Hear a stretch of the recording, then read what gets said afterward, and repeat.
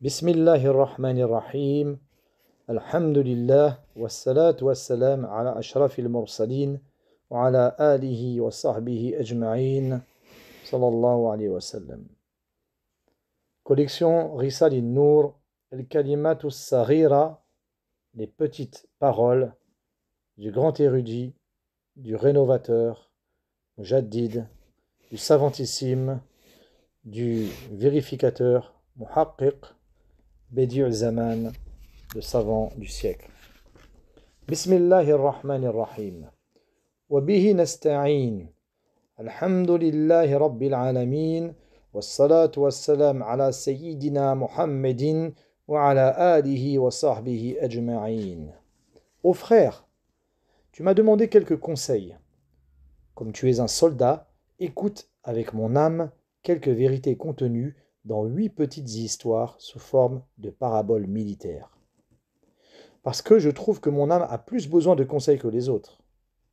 Jadis, j'avais dit à mon âme 8 paroles, relativement longues, que j'ai tirées de 8 versets. À présent, je vais les dire à mon âme, brièvement, en langage populaire. Que celui qui le veut, écoute avec moi. Première parole. Au nom de Dieu, Bismillah, et le début de tout bien. Nous aussi, nous commençons par l'explication de cette parole. Ô mon âme, Nefs, sache que cette parole bénie n'est pas seulement l'emblème de l'islam, abandon au Créateur, mais encore la litanie de toutes les créatures selon leur mode d'expression. Si tu veux saisir combien au nom de Dieu, Bismillah, est une grande force intarissable, une bénédiction immense et inépuisable, regarde cette parabole, écoute-la, voici. Pour qu'un homme voyage dans les déserts arabes des Bédouins, il doit se référer à un chef de tribu et se placer sous sa protection, afin de pouvoir échapper aux dangers causés par les brigands et pour subvenir à ses besoins. Sinon, il se retrouvera tout seul, désarmé face à ses ennemis et en proie à des besoins innombrables. Ainsi, 2 hommes prennent le désert et partent pour un tel voyage. L'un des deux était humble, l'autre arrogant. L'humble s'est référé à un chef. L'autre ne l'a pas fait. Celui-là a voyagé partout en sécurité. Lorsqu'il rencontre un voleur de grand chemin, il lui dit « Je voyage au nom de tel chef ». Le brigand s'en va sans pouvoir l'importuner. Lorsqu'il pénètre dans une tente, sous ce nom, il est traité avec respect. L'autre, arrogant, a subi plus de malheurs tout au long de son voyage qu'on ne saurait les nommer. Tout le temps il tremblait, tout le temps il mendiait, il est devenu vil et abject. Voilà, ô mon âme, arrogante, tu es ce voyageur. Quant à ce monde, c'est un désert. Ton impuissance et ta pauvreté sont illimitées. Tes ennemis et tes besoins sont infinis. Puisque c'est le cas, invoque le nom du Seigneur éternel, le sage perpétuel, pour que tu sois sauvé de la mendicité dans tout l'univers et du tremblement devant chaque événement. Oui, cette parole est un trésor si béni que, en reliant ton impuissance et ta pauvreté infinie à une puissance et une miséricorde infinie, elle les transforme en intercesseurs, les plus agréés, auprès de la cour du Tout-Puissant miséricordieux. Oui, celui qui agit avec cette parole est comme le soldat qui s'engage dans l'armée. Il agit au nom de l'État, il ne craint donc personne. En disant au nom de la loi, au nom de l'État, il accomplit toute mission et résiste à toute chose. Nous avions dit au début, toutes les créatures disent au nom de Dieu, Bismillah, selon leur mode d'expression. Alors comment? Oui, par exemple, si tu vois qu'un homme est venu, il a conduit par force toute la population de la ville à un endroit et fait exécuter différentes tâches par contrainte. Tu sais sûrement que cet homme n'agit ni en son propre nom, ni par sa force propre. Certainement c'est un soldat. Il agit au nom de l'État, il prend appui sur le pouvoir d'un souverain. De même, toutes les choses agissent au nom de l'être absolu. Ainsi, les semences et les noyaux, qui ne sont pourtant que des atomes, portent des arbres gigantesques. Ils soulèvent des poids comme ceux des montagnes. Donc, chacun des arbres dit au nom de Dieu, Bismillah. Il remplit ses mains des fruits du trésor de la miséricorde, il nous les offre sur des branches. Chaque jardin dit au nom de Dieu, Bismillah. Il devient une marmite de la cuisine de la puissance divine dans laquelle sont cuites toutes sortes de mets savoureux et variés. Chacun des animaux bénis tels que la vache, la chamelle, la brebis et la chèvre dit au nom de Dieu, Bismillah. Il est source de lait par la générosité de la miséricorde. Au nom du pourvoyeur, Ar-Razaq, il nous présente un aliment vital comme l'eau, le plus doux, le plus propre.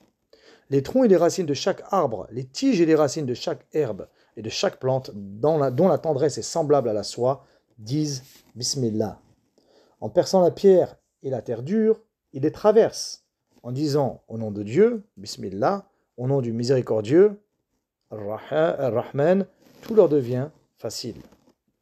Oui, comme l'extension des branches et les fruits qu'elles produisent avec une parfaite beauté dans l'air, la ramification des racines dans la pierre et le sol dur, le fait que ces branches donnent des fruits sous la terre, et ainsi que les feuilles fines et vertes restent fraîches contre l'extrême chaleur pendant des mois, giflent avec force contre les propos des naturalistes.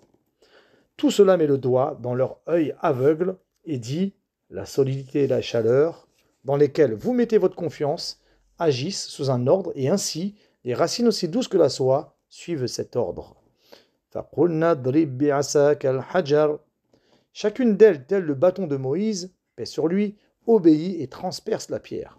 Et les feuilles des arbres, aussi fines et délicates que le papier à cigarette, lisent comme tous les membres d'Abraham, paix sur lui, le verset suivant, Ya naru kuni bardan wa salama, contre la chaleur qui se répand comme le feu. Puisque toute chose dit au nom de Dieu, Bismillah, avec son propre langage, nous apporte et nous donne au nom de Dieu ses bienfaits, nous aussi nous devons dire Bismillah. Nous devons donner au nom de Dieu, Allah, recevoir au nom de Dieu, Allah. Par conséquent, nous ne devons pas recevoir ce qui vient des insouciants qui ne donnent pas au nom de Dieu. Question. Nous payons un prix aux gens qui ont le rôle de marchands. Quel est alors le prix que nous demande le vrai bienfaiteur qui est Dieu, Allah? Réponse. Oui, le vrai bienfaiteur nous demande 3 choses pour prix de ses précieux bienfaits. Le premier est le rappel, dhikr. Le deuxième est le remerciement, shukr. Et le troisième est la réflexion, fikr. Au début, dire au nom de Dieu, Bismillah, et le rappel, dhikr. À la fin, dire Dieu soit loué, alhamdulillah, et le remerciement, shukr. Au milieu, penser et comprendre que ces bienfaits de valeur, qui sont des œuvres d'art extraordinaires, qui appartiennent à l'être unique, autosuffisant, Ahad Samad, c'est la réflexion, fikr. Combien est stupide le fait d'embrasser les pieds d'un pauvre homme qui est venu t'apporter le précieux cadeau d'un souverain et de ne pas connaître le bienfaiteur du cadeau. Aimer et faire l'éloge du pourvoyeur apparent et oublier le vrai pourvoyeur, c'est 1000 fois plus stupide. Ô mon âme, ainsi si tu ne veux pas être stupide, donne au nom de Dieu, Allah. Reçois au nom de Dieu, Allah. Commence au nom de Dieu, Allah.